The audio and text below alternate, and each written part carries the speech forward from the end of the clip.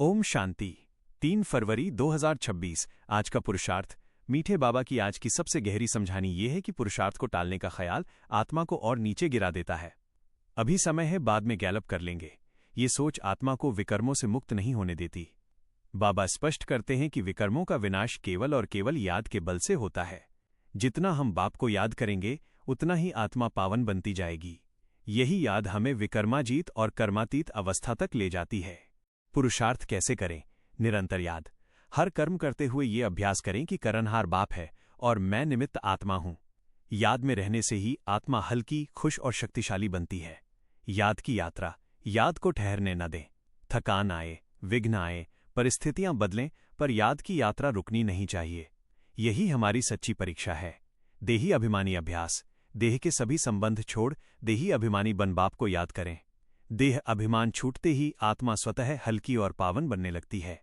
रूहानी खुदाई खिदमत। स्वयं याद में स्थित रहकर रूहों को पतित से पावन बनने की युक्ति बतलाना, यही सच्ची और महान सेवा है।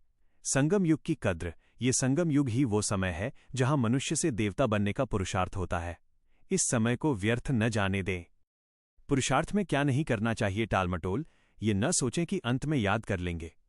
कल करने वाला आत्मा वर्षा लेने से वंचित रह जाती है। लापरवाही। याद में ढीलापन आना, अर्थात विकर्मों को निमंत्रण देना। मैंपन, सेवा में मैं कर रहा हूं का भाव आना पुरुषार्थ को कमजोर कर देता है। करावनहार बाप को भूलना नहीं है। थकावट। याद की यात्रा में थक जाना ये संकेत है कि बुद्धि बाप से हट रही है। ऐसे समय और ज्यादा याद की आवश्यकता है। अंत में समझे मीठे बाबा आज ये स्पष्ट कर रहे हैं कि याद की यात्रा ही आत्मा को विकर्माजीत, नष्टोमोहा और कर्मातीत अवस्था तक पहुंचाती है। जो बच्चे याद में स्थिर रहते हैं वही राज्य भाग्य के अधिकारी बनते हैं। अब घर वापसी का समय है, इसलिए बाप को याद कर पावन बनना ही एकमात्र मार्ग है। सारे दिन के अभ्यास हेतु विशेष स्वमान। मैं विकर्माजीत बनने वाली, याद की यात्रा में निरंतर रहने वाली सतोप्रधान आत्मा हूं। अभ्यास।